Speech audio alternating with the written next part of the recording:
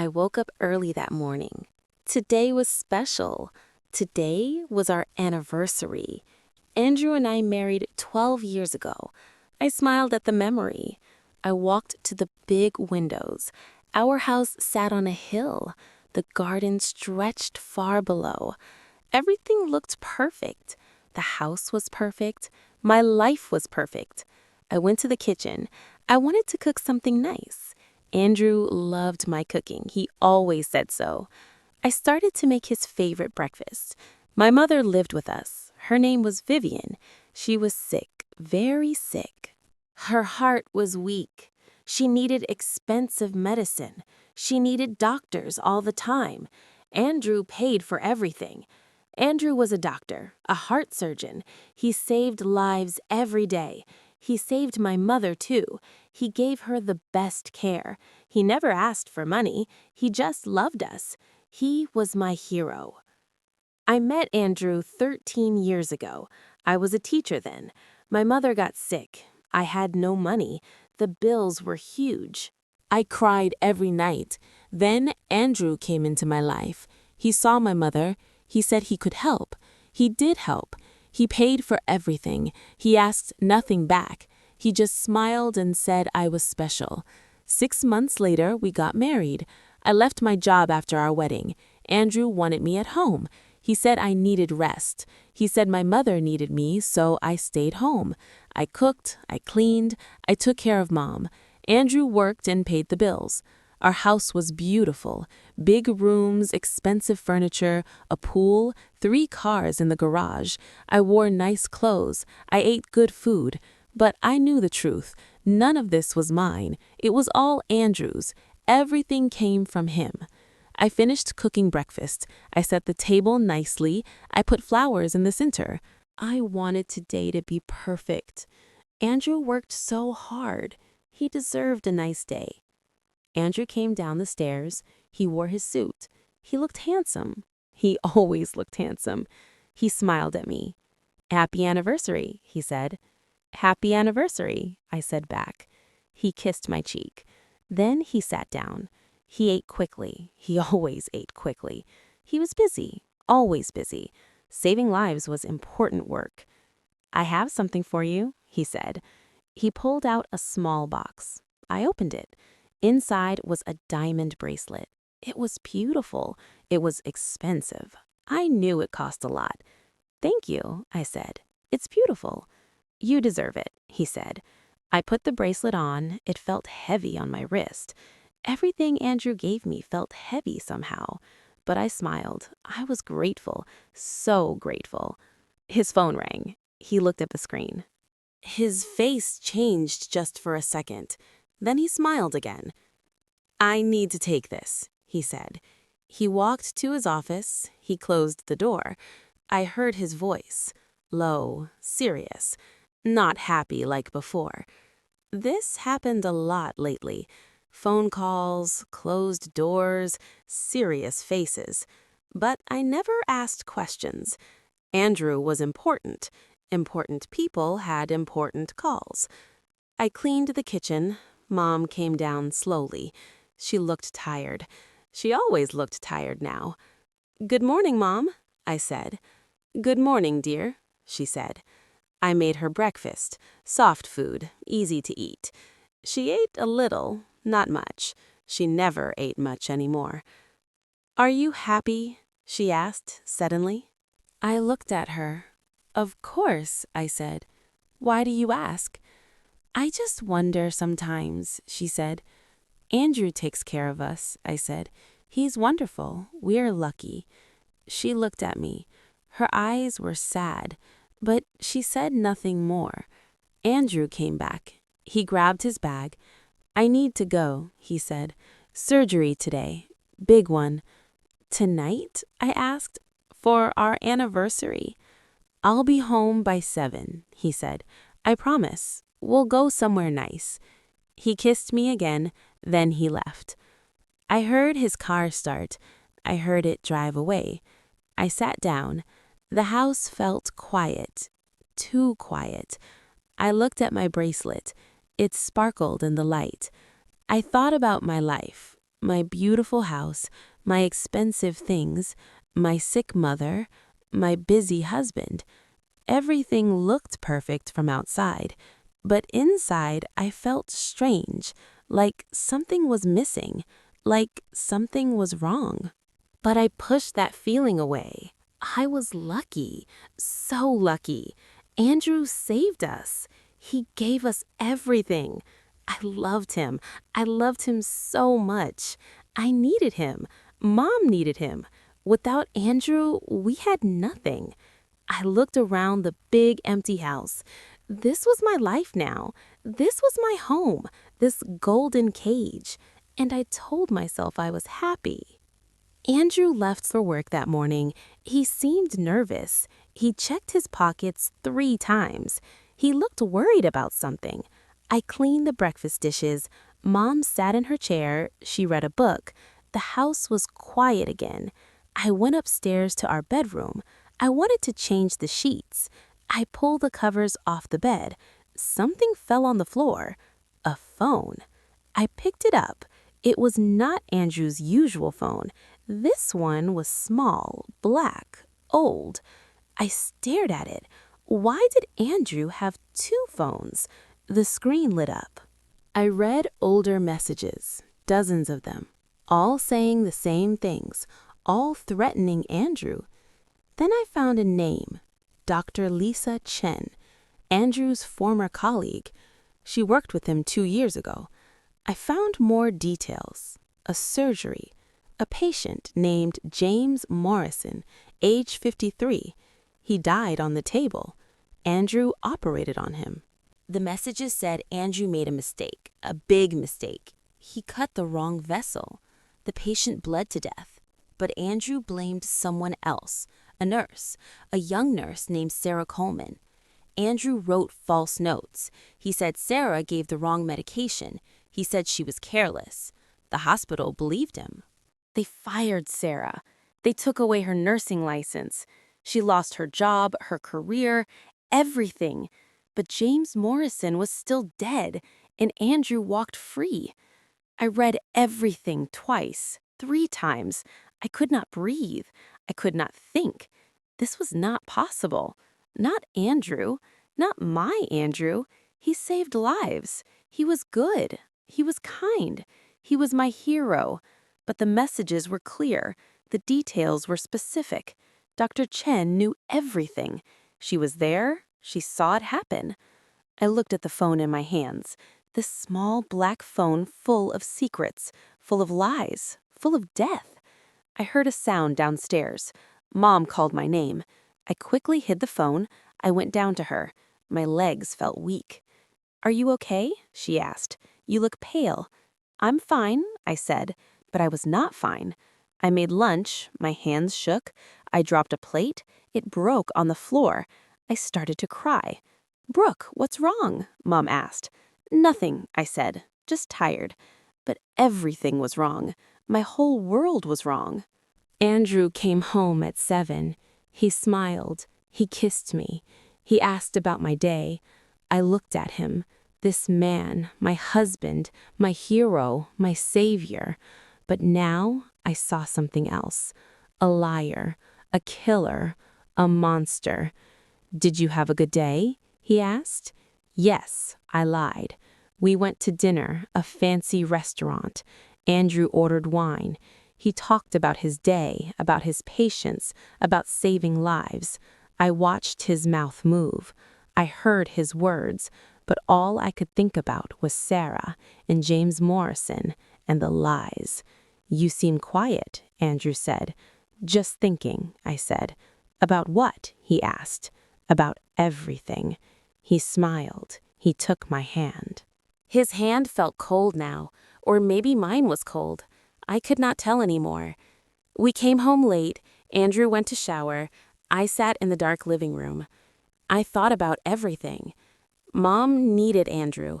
She needed his money, his insurance, his connections. Without him, she would die. The medicine cost thousands every month.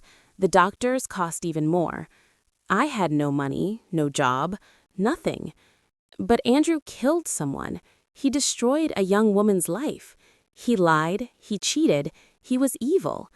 What should I do? Tell the police? Watch Mom die? Stay quiet? Live with a murderer? I put my face in my hands. I cried. I cried for hours. Andrew was not my hero. He never was. He was my prison, and I was trapped inside forever. I kept the black phone hidden. I put it in my drawer under my clothes. I did not know what to do with it. 3 days passed. I said nothing to Andrew. I pretended everything was normal, but I felt sick inside. Every time I looked at him, I saw the truth. On the 4th day, Andrew came home early. His face was hard, angry. He walked straight to me. "Where is it?" he asked. My heart stopped. "Where is what?" I asked. "My phone, the black one. Where is it?" I could not speak. My mouth was dry. "I know you have it," he said. "I know you read the messages." I started to shake. "Andrew, Give it to me," he said. His voice was cold, so cold. I went upstairs. I got the phone. I gave it to him. My hands shook. He looked at the phone. Then he looked at me. His eyes were different now. Not kind, not loving, hard, empty. "So you know," he said. "Yes," I whispered. "And what will you do?" he asked. "Tell the police? Destroy me?" I said nothing. I did not know the answer. "Let me tell you something," he said. He stepped closer. "That patient was dying anyway. His heart was bad, very bad. Maybe I made a small mistake. Maybe I did not. But he would die soon either way. You blamed Sarah," I said. "You destroyed her life." Sarah was weak, he said. She made mistakes before. The hospital wanted someone to blame. I gave them someone. That's how the world works. I could not believe his words. "You killed a man. You lied. How can you—" "I saved hundreds of lives," he said. "One mistake does not change that. I am a great surgeon, the best. One death means nothing." "Sarah lost everything," I said. "I am everything. My work matters. My reputation matters. She was just in the way." I looked at this man, my husband. I did not know him. I never knew him. "I won't let you tell anyone," he said. "You can't stop me," I said. He smiled a terrible smile. "Can't I? Think, Brooke. Think about your mother." My blood went cold. "What about my mother?" "Who pays for her medicine?" he asked. "Who pays for her doctors, her treatments, her everything?" "You do," I whispered. "Exactly," he said. "And I can stop today, right now. One phone call and it's over." "You wouldn't," I said. "Try me," he said. I started to cry. "Then stay quiet," he said. "Keep your mouth shut. This never happened. You never saw that phone." I could not answer. I could not breathe. Then Mom screamed downstairs. We both ran. She was on the floor. Her face was gray. Her lips were blue. She held her chest. "Mom!" I screamed. Andrew checked her. His face went serious. "Call 911 now." The ambulance came fast. They took Mom to the hospital. Andrew went with them. I followed in my car. The doctors worked on Mom for hours. Finally, one doctor came out. He looked tired. "She needs surgery," he said. "Her heart is failing. We need to operate immediately. But it's expensive, very expensive. $300,000. I felt the world spin. $300,000? "Your insurance will cover some," the doctor said, "but not all. Maybe half." I looked at Andrew. He looked back at me. His face was blank. "I'll take care of it," Andrew said to the doctor. The doctor left. Andrew turned to me. "Here's my offer," he said. I will pay for everything, the surgery, the recovery, all of her medicine for the rest of her life. Free. I will take care of her forever. What do you want? I asked. I already knew. Silence, he said. Complete silence. You sign papers, legal papers. You promise never to speak about what you know. You destroy all evidence. You never talk to Dr. Chen. You never talk to Sarah. You never go to the police. Never. Not ever. And if I say no? I asked. I divorce you tomorrow, he said. I cut off all money, all insurance, all care. Your mother dies in a week, maybe less. I looked through the window. I saw Mom on the bed, tubes in her arms, machines around her. She looked so small, so weak, so close to death. You're evil, I said. I'm practical, he said. You have a choice, your mother's life or your conscience. Tears ran down my face. Sarah was already destroyed. I could not save her. James Morrison was already dead. I could not bring him back. But Mom was alive, still alive. I could save her. I'll sign, I said. Andrew pulled out papers. He already had them ready. He knew I would break. He always knew. I signed my name again and again, page after page. I sold my soul with every signature. Good, Andrew said. He smiled. I'll arrange the surgery. The best surgeon, the best care. Your mother will live. He walked away. I sat in the cold hospital chair. I held the pen in my hand. My hand was covered in ink. Or maybe it was blood. I could not tell the difference anymore. Mom would live, but something inside me died that night. Something important. Something I could never get back. Mom survived the surgery. She came home after 3 weeks. Andrew kept his promise. He paid for everything. The best doctors, the best medicine, everything. But nothing felt good anymore. I moved through the house like a ghost. I cooked, I cleaned, I smiled when I needed to smile. But inside, I felt empty, dead. Andrew changed after I signed the papers. He knew I was trapped. He knew I could never leave. So he stopped pretending to be nice. He gave me orders now. Make dinner at 6, not 7. Clean my office today. Don't ask questions about my work. I obeyed everything. I had no choice. Mom needed him. I needed him. We were prisoners in his house. At night, I could not sleep. I had terrible dreams. I saw James Morrison on the operating table, blood everywhere. Andrew standing over him, smiling. I saw Sarah, young, scared, crying. The hospital fired her. Everyone believed Andrew's lies. Nobody believed her. I woke up screaming some nights. Andrew never woke up. Or maybe he did not care. One day, I decided to find Sarah. I needed to see her. I needed to know what happened to her. I searched on the internet. I found her name, Sarah Coleman, former nurse. License revoked. No job, no money. I found an address, a bad part of town. I drove there one morning. I told Andrew I was shopping. He did not care where I went. The building was old, dirty. The windows were broken. I climbed the stairs. The smell was terrible. I found her door, apartment 3C. I knocked. No answer. I knocked again. The door opened. A woman stood there, thin, too thin. Her eyes were empty. Her clothes were old. She looked sick. "Sarah?" I asked. She stared at me. "Who are you?" "I'm Brooke," I said. "Andrew Hayes' wife." Her face changed. Fear, anger, pain. "Get out," she said. "Please," I said. "I just want to talk." "Your husband destroyed my life," she said. "He lied. He made everyone think I killed that patient. I lost my license, my job, my career, everything. I have nothing now." "Nothing. I know," I said. "I'm sorry." "Sorry?" she said.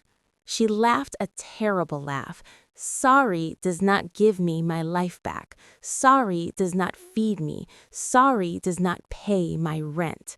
She started to close the door. I put my hand out. I want to help, I said. How? She asked. Can you tell the truth? Can you go to the police? Can you clear my name? I said nothing. I could not. Mom needed Andrew. I signed the papers. I promised silence. That's what I thought, Sarah said. You know the truth, but you do nothing. You're just like him. She closed the door. Frozen, her words burned in my head. I drove home. I felt sick. I knew the truth, but I did nothing. I was guilty too. That week, Andrew was on TV, a big medical conference. They called him a hero, a lifesaver, the best surgeon in the state. I watched him smile. I watched him lie. Everyone loved him. Everyone believed him. Nobody knew the truth. I looked at my hands. These hands signed the papers. These hands chose silence. These hands had blood on them too. Mom sat next to me. She was better now, stronger. Because of Andrew. Because of my silence. Because of my choice. Are you okay? She asked. No, I said. I'm not okay. I will never be okay again. She looked at me. She knew something was wrong, but she did not know what. I could not tell her. I could never tell anyone. I was alive, but I was not living. I was breathing, but I was not free. I was in the big, beautiful house, but I was in prison. And the worst part, I put myself there. I chose this. I sold my soul, and I could never buy it back. 2 months passed. Mom got stronger every day. She walked without help now. She ate more. She smiled more. The surgery saved her life, but she watched me. I felt her eyes on me all the time, studying me, worrying about me. One afternoon, we sat in the garden. The sun was warm, the flowers were beautiful, everything looked perfect, but nothing was perfect. Brooke, Mom said, tell me the truth. What's wrong? Nothing, I said. Everything is fine. You don't sleep, she said. You don't eat. You cry when you think nobody sees. Something is very wrong. I looked at her. I wanted to tell her, but I could not. The papers I signed said I could never tell anyone. Never. I'm just tired, I said. You're dying inside, she said. I see it. Every day you die a little more. Why? Tears came to my eyes. I can't tell you, I said. Does Andrew hurt you? She asked. Not with his hands, I said. She took my hand. Tell me, she said. Please, I'm your mother. I need to know.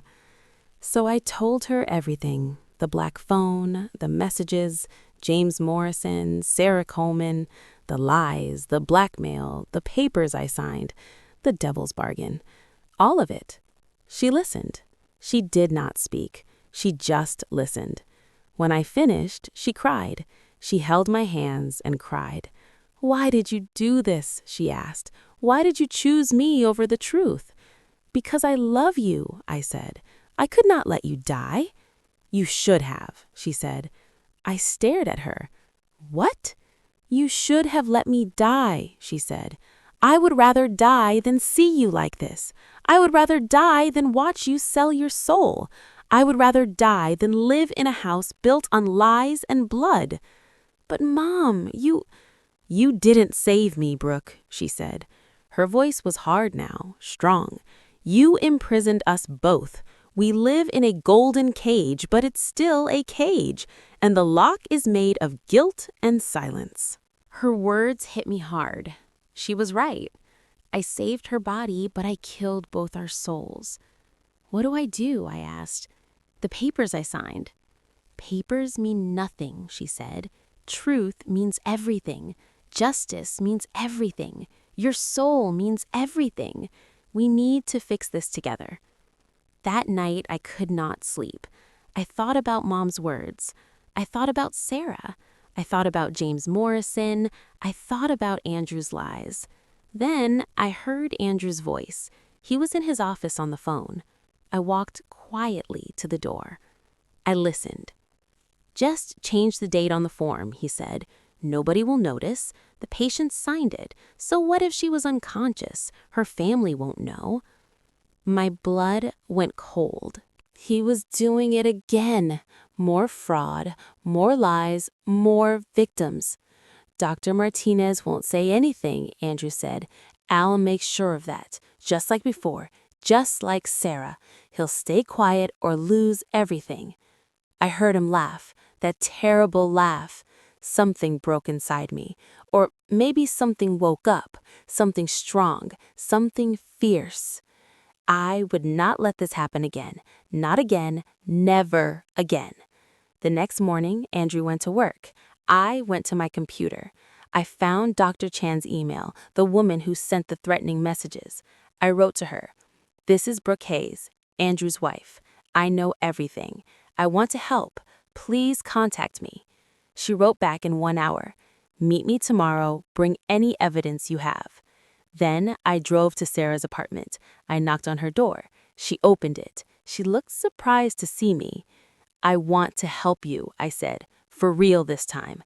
I want to tell the truth. All of it. I don't care what happens to me. I don't care what I lose. This needs to end."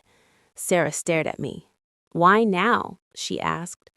"Because I was a coward before," I said. "But I'm not a coward anymore. Andrew was planning to hurt someone else, another doctor, another victim. I can't let that happen. I won't let that happen." "What about your mother?" Sarah asked. "She told me to do this," I said. "She told me the truth matters more than anything, even more than her life." Sarah's eyes filled with tears. "Okay," she said. "Okay, tell me what you need." I spent the next 2 weeks gathering evidence, phone records, emails, documents. I recorded Andrew's phone calls. I took photos of papers. I built a case, a strong case. Dr. Chen helped me. Sarah helped me. We worked together. 3 women, 3 victims of Andrew's lies. But we were not victims anymore. We were fighters. Mom watched me work. She said nothing, but she smiled. For the first time in months, she really smiled. "You're strong," she said. "Stronger than you know.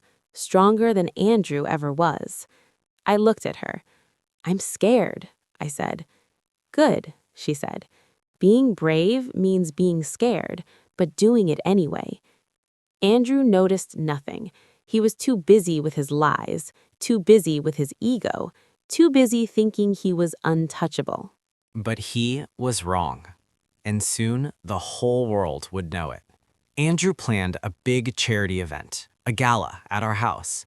Important people would come: doctors, politicians, reporters, media cameras, everyone. He wanted to look good. He wanted more praise, more awards, more glory. I helped him prepare. I smiled. I acted normal. But inside, I was ready to end this, ready to tell the truth. The night came. Hundreds of guests filled our house.